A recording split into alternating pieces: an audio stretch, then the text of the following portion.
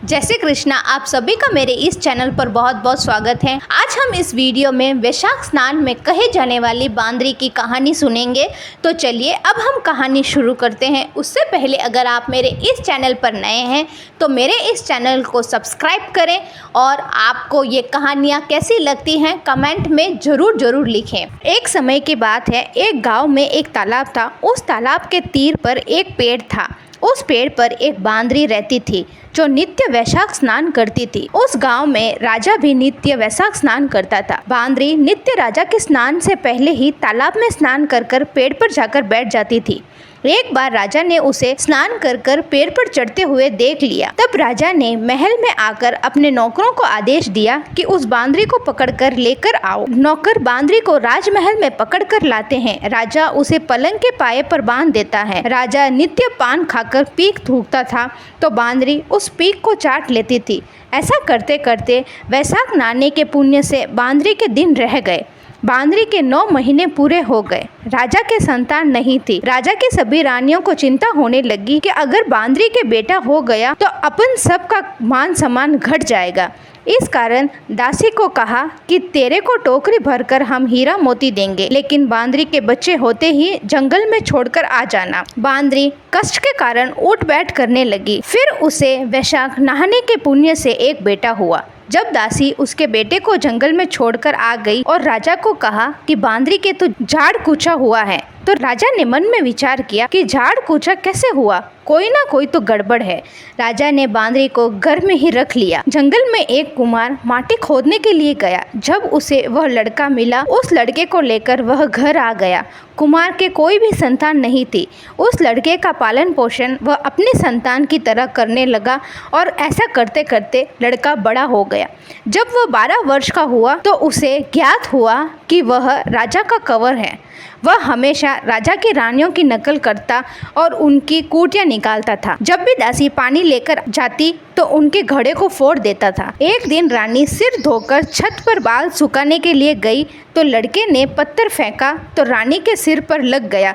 वह रोती हुई राजा के पास आई और कहने लगी कि कुम्हार का लड़का मेरी रोज नकल उतारता है और पत्थर मारता है और दासियों के घड़े फोड़ देता है। इस कारण उसे या तो मार दो या देश निकाला दे दो। राजा कुमार को बुलाकर कहता है कि तेरे बेटे को समझा दे, नहीं तो गांव के बाहर निकाल दूंगा। तो भी वह लड़का नहीं माना। राजा ने उसे गांव के बाहर निकाल दिया। कुमार दूसरे गांव में जाकर रहने लगा। वह लड़का वापस उस गांव में आकर रानी और दासियों से छेड़खानी करने लगा। उस गांव में 108 लड़कियां रहती थी। वह रोज वैशाख स्नान करती थी और बड़ पीपल पंथवाड़ी सींचती थी। एक दिन सभी लड़कियां बहुत देरी से स्नान करके आई। स्नान करना, पूजन करना, वह कहानी कहते कहते 12-1 बज गए। उन सभी लड़कियों को बहुत प्यास लगी। वह कहने लगी कि प्यास तो बहुत लगी है, लेकिन पानी पिएंगे कहाँ। थोड़ी आगे गई तो एक पेड़ के नीचे पानी का घड़ा भरा हुआ दिखा। वह पानी का घड़ा कुम्हार का लड़का भरकर पेड़ पर जाकर बैठ गया। लड़कियां ने कुम्हार के लड़के से कहा, हे लड़के, हमें थोड़ा पानी पिला दे। उस लड़के ने कहा, मैं सभी को पानी पिला दूंगा, लेकिन इस पेड़ के 7 फेरे खाओ। वह सभी आपस में बोलने लगी कि यह लड़का पेड़ के ऊपर बैठा है। अगर हम सभी पेड़ के 7 फेरे लगा देंगे तो हम सभी लड़कियों की शादी इससे हो जाएगी। लेकिन उनमें से एक लड़की को बहुत ज्यादा प्यास लगी। वह बोली, फेरे देने से क्या होता है। इतना कहकर उसने 7 फेरा खा लिया। उसके पीछे पीछे सभी लड़कियों ने 7 फेरे खाकर पानी पी लिया।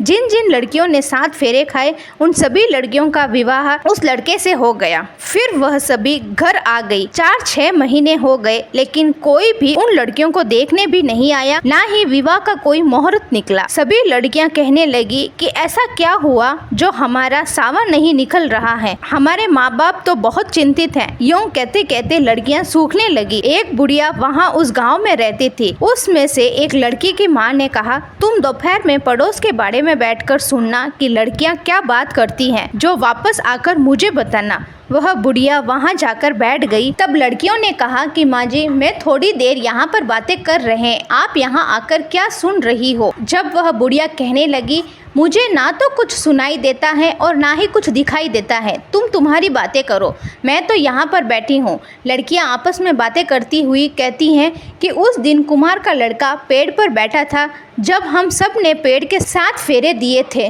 तो हम सभी का विवाह कुमार के लड़के के साथ हो गया, जिस कारण हम सभी के लिए सावे नहीं निकल रहे हैं। बुढ़िया ने लड़कियों की सभी बातें सुनकर उनके घर वालों को जाकर बता दी। सभी लड़कियों की माँ को कहा, तुम्हारी लड़कियों ने कुमार के लड़के के साथ विवाह कर लिया है। फिर लड़कियों के माँ बाप ने कुम्हार के घर जाकर कहा कि हमारी लड़कियों ने तुम्हारे बेटे के साथ विवाह कर लिया है, इस कारण सभी लड़कियों का विवाह तुम्हारे लड़के के साथ करना पड़ेगा।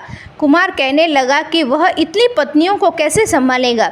लड़के को पूछा तो लड़के ने कहा, मैं सभी को संभाल लूंगा, आप सोच मत करिए। उन सभी लड़कियों का विवाह कुमार के लड़के के साथ कर दिया गया। लड़कियों के माँ बाप ने धन दायजा देकर उनको रवाना कर दिया। फिर हर लड़की के एक एक लड़का हुआ। उसके 108 लड़के हो गए। एक दिन बांदरी के लड़के ने बोला, हम सभी राजा से मिलने के लिए चलते हैं। उसने अपनी पत्नियों से कहा कि कपड़े वगैरह पहनकर तैयार हो जाना और राजा को समाचार भी भिजवा दिया कि हम सभी आपसे मिलने के लिए आ रहे हैं। कुमार के लड़के ने पहले से ही अपनी पत्नी से कहा कि वहाँ पर एक बांदरी बैठी होगी, तुम सभी उनके चरण स्पर्श करके उनका आशीर्वाद लेना, वह मेरी जन्म देने वाली माँ है। उन सभी पत्नियों ने बांदरी के चरण स्पर्श करके आशीर्वाद लिए और बाकी रानियों से बोली भी नहीं और ना ही चरण स्पर्श किए। रानियों को गुस्सा आ गया। वह राजा के पास जाकर कहने लगी कि अभी भी कुम्हार के लड़के के गुण वैसे के वैसे ही हैं। उसकी सभी पत्नियों ने बांदरी के चरण स्पर्श किए, लेकिन हमारे किसी के भी चरण स्पर्श नहीं किए।